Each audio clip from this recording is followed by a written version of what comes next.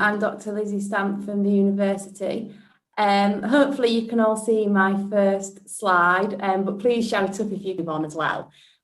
So today I'm going to be talking about mental toughness and looking at mental toughness in elite sport, where it originally the research began, and then more recently it's been transferred into weight management and also leading healthy lifestyles and looking at, for example, exercise and diet. So I'll give you a quick overview of what to expect about the next 40 minutes, and thank you very much for giving up your evening to come along and listen. So to start off with, I'll first of all be looking at what is mental toughness and kind of a little bit of a brief history of the steps that we've made in understanding what mental toughness is, and moving on to the influences of mental toughness and how we can go about modifying levels of mental toughness. And then following on from this, having a look at the benefits and also drawbacks of being mentally tough, and the application of mental toughness to weight management, the research that has been conducted as well. So first of all, in terms of what is mental toughness, so mental toughness is something that is really commonly seen, for example, within sport and within the media and newspapers. So if we look, for example, articles on what makes a top player refers to mental toughness. It appears in the headlines within the sports sections, and it is often within the sporting parts that mental toughness does appear. And it's a very commonly used term in relation to performance, and specifically in relation to a good level of performance and a high level of performance as well. We can see from this it's been around and referred to for a number of years and continues to be referred to at the present day as well. And as mental toughness is related to achieving a high level of performance, a lot of sport coaches have asked for ways to improve mental toughness and how to enhance it within their athletes. So on the screen, a lot of research was conducted into this, and researchers wanted to know what is mental toughness and what are the characteristics.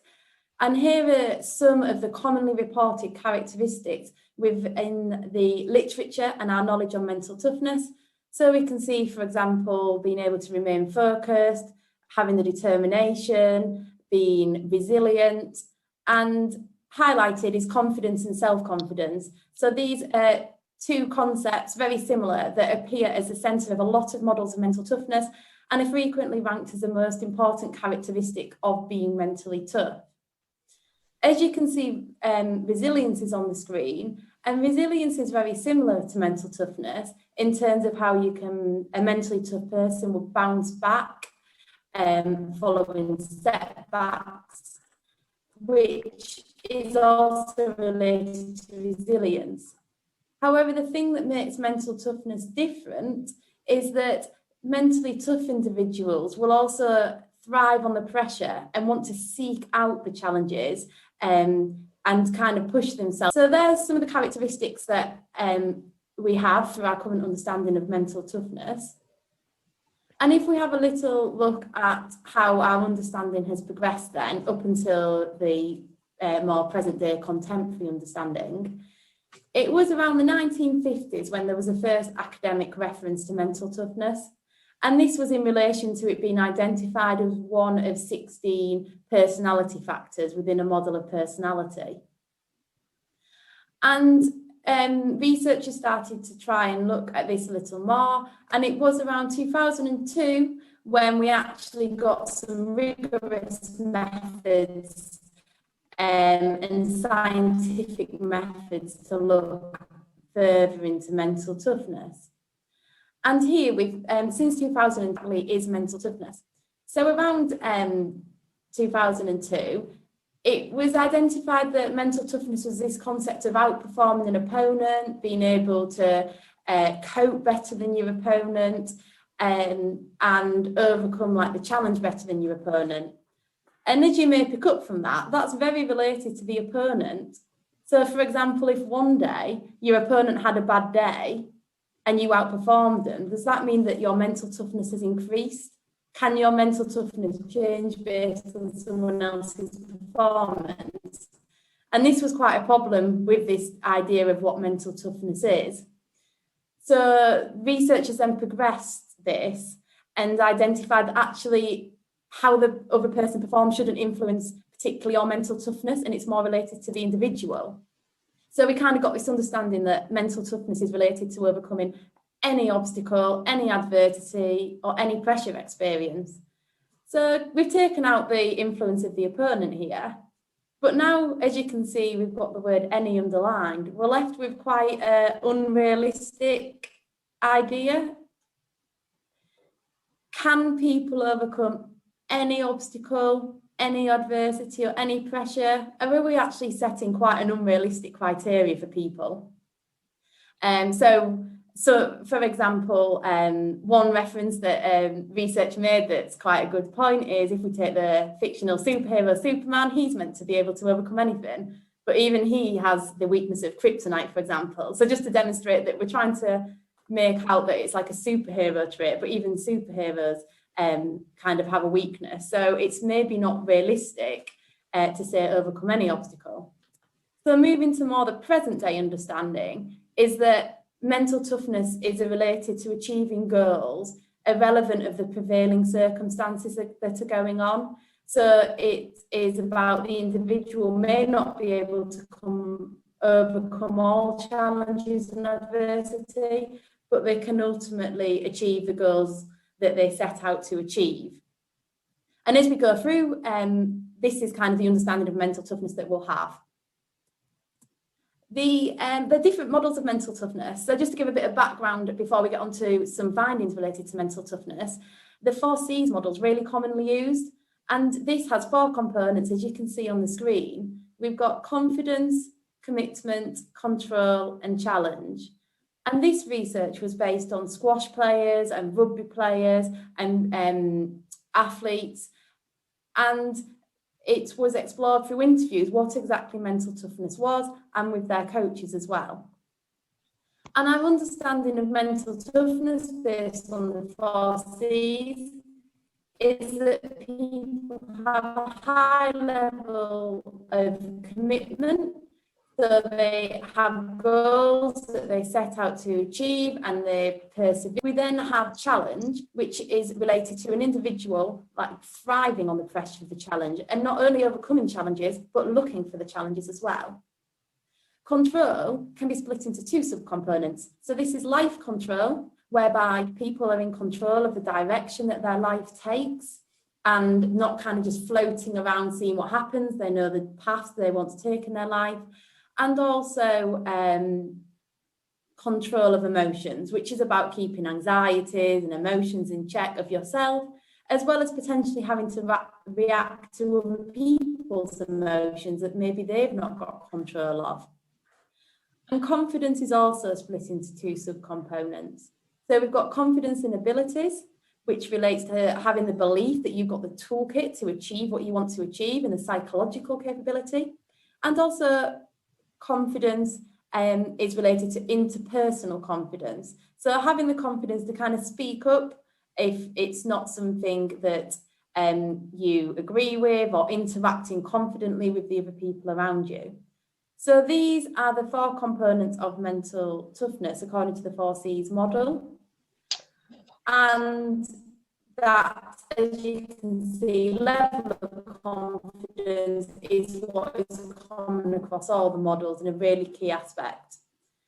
The mental toughness, so there is a questionnaire directly relating to giving people a mental toughness score, as well as a commitment, challenge, control, and confidence score. So you can, individual can see the specific areas of weakness, or not necessarily weakness, but lower scores. Having said that, there are a number of different ways of measuring mental toughness using different instruments and questionnaires, but that's one of the most commonly used. If we take a look at what can influence an individual's mental toughness then, This can be split into nature and into nurture. So nature, in terms of individuals, can be born with a certain level of mental toughness. So it's been reported that there is evidence for this. For example, the level of grey matter in the brain, which is related to coping and dealing with numerous stimuli, which is related to having a higher level of mental toughness, as you can remain focused, have the ability to cope and overcome challenges. This was related to higher levels of mental toughness. Having said that, grey matter can change throughout life, so you're born with a level, but this can be modified. And also there is links to personality, which is also quite a stable trait, and mental toughness as well. And specifically, the extroversion and conscientiousness traits of personality had strongest relationships with mental toughness. And if we move on to nurture then, this is the view that mental toughness can be caught or can be taught. And there's two different approaches. So if we look at caught first, there's different factors in the environment and in an individual's upbringing which can just influence their mental toughness without them specifically setting out to have an influence. So factors on this that were taken from research with elite gymnasts and football players, it was found that their level of success and having success increased mental toughness, but it was also really important for them to have failures and have setbacks during their training and development to then have to overcome to enhance their mental toughness. And also factors such as having sibling rivalry, team rivalry, going away to like unfamiliar environments such as training camps, etc., all contributed to enhancing mental toughness in these groups. So there's evidence that the natural environmental factors can influence mental toughness.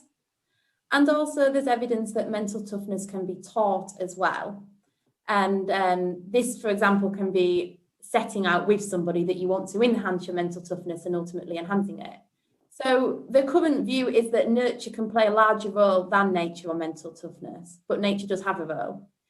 And if we take a look at this taught aspect in more detail of mental toughness being taught, there's different ways that we can modify mental toughness. So the strategies to change mental toughness include manipulating the environment.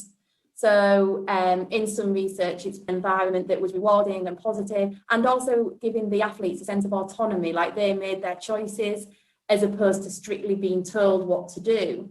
And this sense of autonomy helped contribute to an increase in mental toughness. And when they expose the athletes to a more controlled environment, their mental toughness levels diminished. So manipulating and creating the right type of environment to allow the individual to flourish can help enhance mental toughness. And also developmental strategies. So these have been suggested from research with coaches and how they enhance the athlete's mental toughness. So this includes training in the presence of distraction, enabling them the athletes to practice blocking out what's going on around them so they are more committed to being able to achieve their goal. And also having an increased familiarity with change, so exposing them to environments they're not familiar with, they're not useful with, and high pressured environments. So when they're put in this situation with these, they're then ready to deal with them. And finally, psychological skills training is also another way that mental toughness has been found to be enhanced. So this could work, for example, on improving goal setting skills to increase commitment to achieve your goals, setting smaller goals and longer term goals, and also using imagery to enhance confidence of imagining successful performances and what it would look like, as well as thought control. So being able to remain focused and blocking out, for example, anxieties and doubts and uncertainties out of the individual's mind. So they're focusing on the task in hand. And then maybe later on, we can deal with the thoughts that were not constructive for performance at the right time. So being able to control where the individual is thinking. and also self-monitoring. So kind of related to goal setting, if you set a goal, encouraging the skill of monitoring the progress towards achieving the goal. So there's different ways that mental toughness can be enhanced. And there are some of them there. So all the research so far that I've discussed has been from elite sport and is being based on working with elite athletes, with coaches and with parents of youth athletes as well. And now starting to think about mental toughness outside of sport. So it's been identified previously as what separates the good athletes from the great athletes. But is mental toughness beneficial once we get outside of this domain of sport? Within education then, it's been found that mental toughness was related to the grade of university students, and the more mentally tough students achieved a higher grade and progressed throughout their university course, for example, from first year to second year. And one of the key contributing factors to this was interpersonal confidence. So this may have been that the students had the confidence to seek help and support when they were unsure to then get to their goals. And also within children, a lower mental toughness was associated with more counterproductive behaviour within the classroom.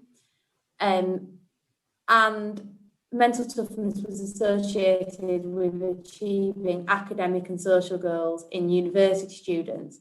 So there are benefits to having mental toughness within education.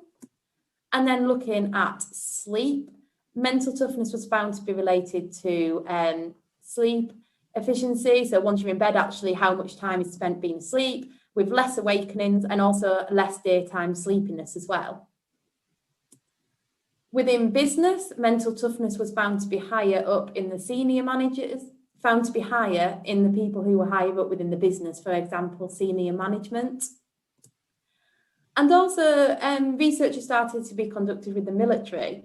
So people with a high mental toughness, it was found that mental toughness could predict course performance, and it was also a predictor of success on military selection. A mental toughness is associated with coping in terms of looking at the problem and dealing with it, as opposed to avoiding it or resigning from trying to resolve a problem as well. And mental toughness has been found to have a relationship with well-being and flourishing, and also it has been found to have a negative relationship with aspects such as depressive symptoms and lower satisfaction in life. And finally, moving more into this weight management that we're looking at today, exercise was found to have a relationship. So people who had a higher mental toughness were more likely to meet the physical activity guidelines, and also more likely to attend their gym classes that they set out to attend. So this demonstrates there can be other aspects of life that are related to mental toughness. However, it's really important to point out here that these are all cross-sectional studies, so it's like a snapshot. So these relationships are not cause and effect, that mental toughness causes these greater, for example, academic achievements, etc. But there is a relationship there between the two factors, which further research could look into if there is a cause and effect. Moving on to the drawbacks of mental toughness then. So even though there's positive relations of mental toughness, there are also a drawback or a dark side of mental toughness.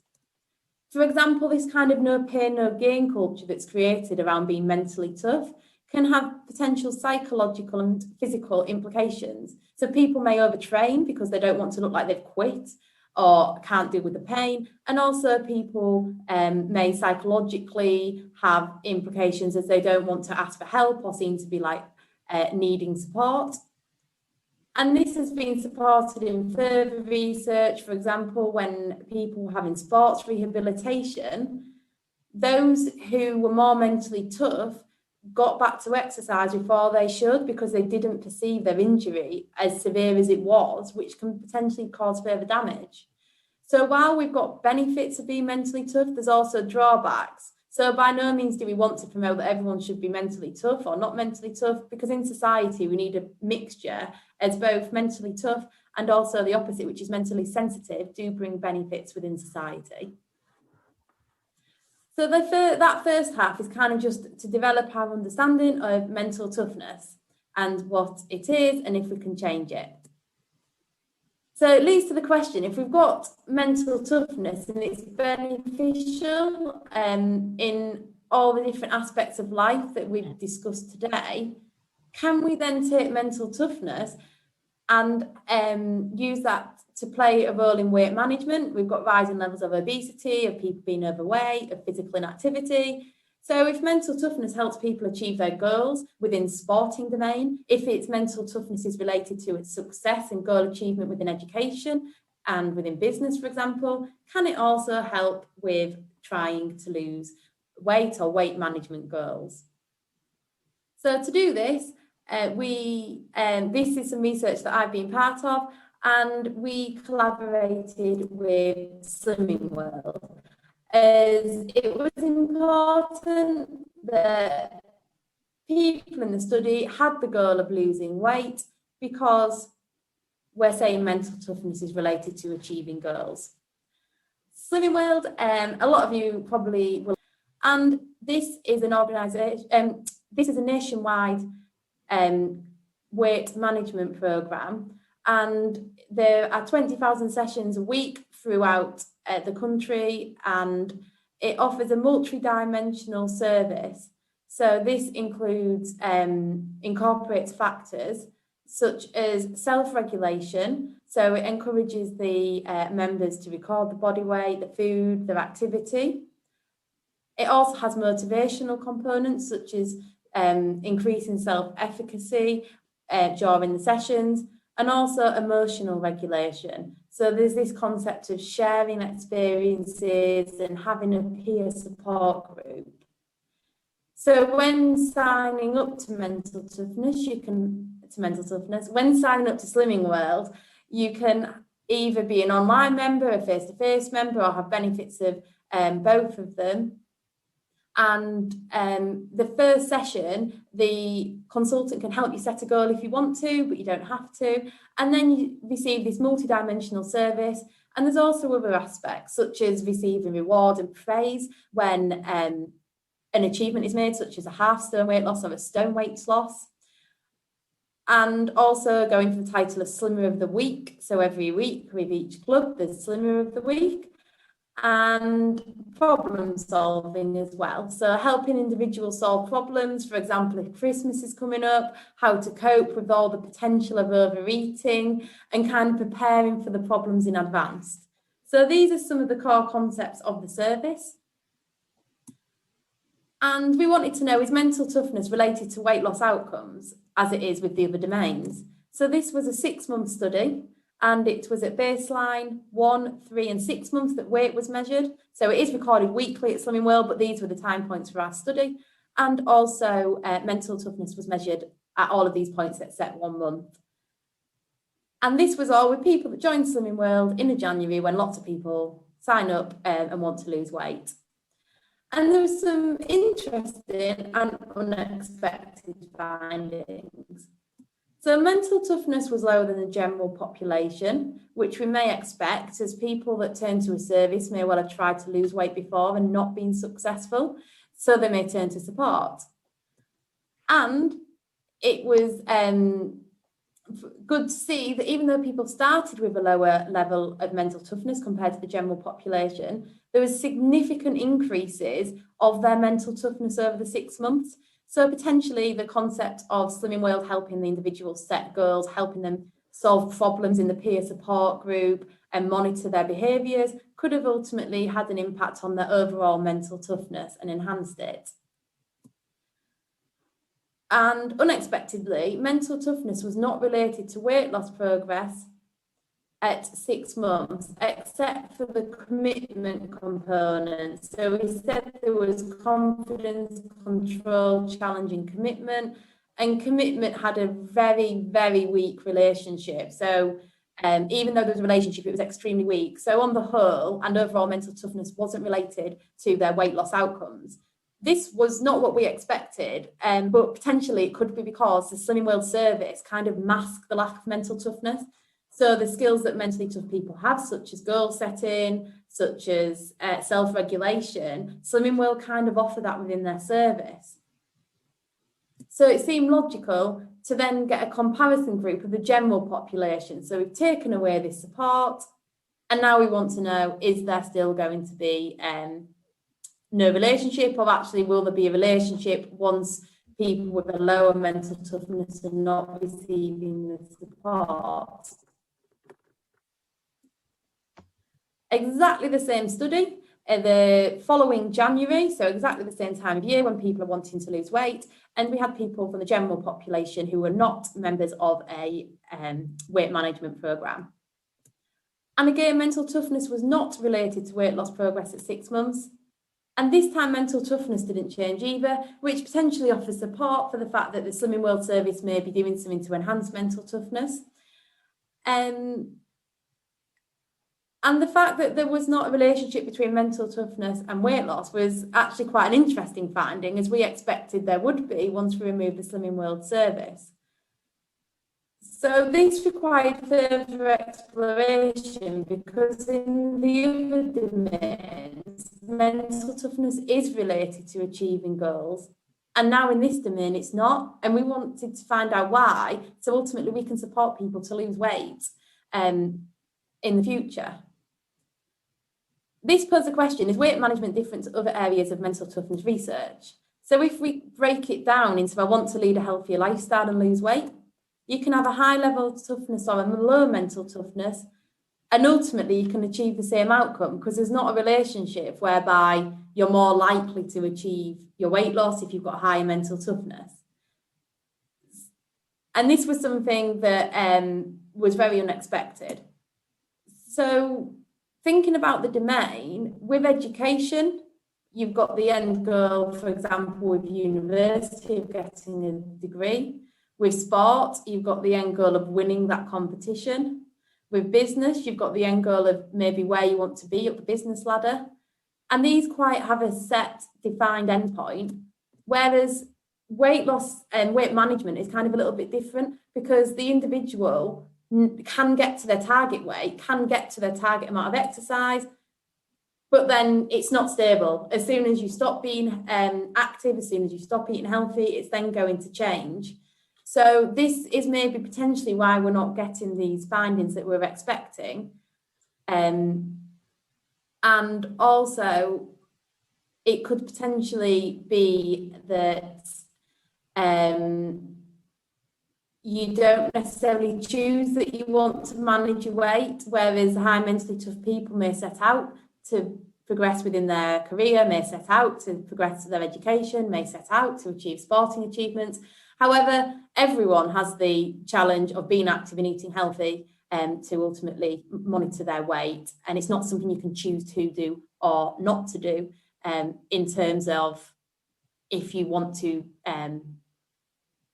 manage weight. So bearing that in mind, it was important here to actually have a look at what goes on in the processes, and the high and low mentally tough people approach trying to lose weight differently. So to do this, we conducted interviews with people who were in Slimming World and people who were in the general population. And we specifically chose really high mentally tough scoring people and really low mentally tough scoring people to make them comparisons. As well as the interviews, we did something called a vignette, whereby we had people talk about a hypothetical scenario, and during this there was a character and it talked about how they'd react to different experiences when trying to lose weight, and it enabled people to talk a bit more openly, because they weren't talking about themselves, they were talking about this character. So this is what we did, and this is where the interesting findings came out in terms of how mental toughness differentiates between people trying to lose weight. So in terms of goal setting, it was as expected. So the green is low mentally tough individuals, and the blue is the high scoring mentally tough individuals. So the lower mentally tough individuals never had, the higher mentally tough individuals had this weight they wanted to achieve, and they achieved it, is what this person said. So when they wanted to achieve it, they did achieve it. So there's a difference in the goal setting, which was kind of expected considering the mentally tough people have greater goal setting skills. However, something that was really interesting that came out was that high mental toughness individual achieved goals of priority. So the individuals that lost their weight in the high mental toughness group had this as a priority, whereas people that didn't have the desire to lose weight in the high mental toughness group because they had other goals of a greater priority didn't. So, for example, someone in the high mental toughness group talked about how she knew she had to do X, Y, and Z in order to meet her other goals before she got onto the goal of trying to lead a healthy lifestyle. So it demonstrates that they had priority goals that they achieved, and if being active and eating healthy didn't feature as a priority, and then it wouldn't be achieved, and other goals would be. Likewise, somebody else talked about how they kept getting told they should quit smoking and they didn't want to. However, once she decided she wanted to quit smoking, that was it. She decided, I'm going to do it. So again, it demonstrates as soon as the goal for the high mentally tough individuals becomes a priority, they then start to want to actually achieve the goal, and they will achieve the goal because they've got the skill set to do it. And a final example was somebody who had a hobby of writing, and she'd published a book already and was halfway through another. And when she has free time, all she wants to do is sit down and write her book, and that she doesn't want to run. So she achieved her goals of writing her book. That was a priority, and not the goal of being active and doing exercise. So in this context here, whereas the low mentally tough people didn't really tend to particularly have not achieved their goals because they were setting out on other goals, the higher mentally tough did. So with this group, they really need convincing of why it's important to lead a healthy lifestyle and be active and eat healthily in terms of disease prevention and aspects like that. Another difference between the groups then was perceptions of loss of control. So the higher mentally tough people talked about they could forget about Slimming World one day, and then the next day they were back on it and it was fine. Whereas the lower mentally tough people found that it was easy to slip, and once it slipped, it was easy to then stay not on the plan. And someone else said it's about like a blemish on a nice clean slate, and it's ruined and it gets worse from there. And people talked about spiraling out of control as well. So here the same concept of going off plan happened, but the higher mentally tough are able to get back on track if they want to get back on track and continue, whereas the lower mentally tough kind of have this knock-on effect on the following days. It was really promising and great to see in the interviews, though, that the lower mentally tough individuals could overcome low levels of perceived control. And they discussed strategies about how they maybe didn't have a sense of control themselves, but they put things in place to account for this. So one person talked about how she always wants junk food, so she'd only shop at certain times when she knew she wouldn't buy the extra stuff. So, for example, if she'd already... And somebody else talked about how they felt out of control. And when they joined Slimming World, it was like they handed the control to them, and gradually with the different strategies, she felt like she took back the control from Slimming World and was in control herself. So this is really useful in seeing that maybe people don't actually have the ability to resist the temptation and distraction, but putting the strategies in place meant that they could. And this final one was somebody who had got braces fitted during the study, and she said that once she had the braces fitted, it made a dramatic difference because every time she snacked, she had to brush her teeth. So she then disciplined herself to have breakfast, brush your teeth, don't eat till lunch, have lunch, brush your teeth, don't eat till tea. And this concept of an external locus of control really helped her to then control her dietary habits. So this demonstrates that we can put strategies in place that then ultimately will form habits to help the individuals to continue being able to persevere with leading a healthy lifestyle. There was also differences between the types of support. So the higher mentally tough individuals discussed how they would, for example, talk to a physiologist or a sports nutritionist to get advice. And they just wanted that information. They didn't really need the social support so much. They said that if they were to have an intervention, all of the participants said they just want the information. Whereas the lower mentally tough individuals, all of them felt like they could do with more support, and they had gaps in the support. So some people discussed how they joined a befriending service to find someone to swim with. And this participant here is talking about her lunchtime gym class and saying it's easier to go if somebody else goes. And she's definitely more inclined. And she said she misses sessions if other people are the individual. And coping mechanisms is one final difference between the two groups that I'll discuss today. As in the interest of time, I don't have time to go through all the differences. So the higher mentally tough individuals had a problem-focused coping mechanism. They kind of reflect on things. If they'd maybe gone off the plan, have a think about what triggered it.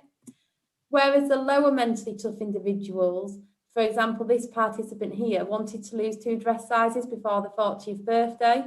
And she managed to lose 1, but then she stopped the plan, and by the 40th birthday was the same as what she'd arranged, what she'd started at, so she cancelled the party.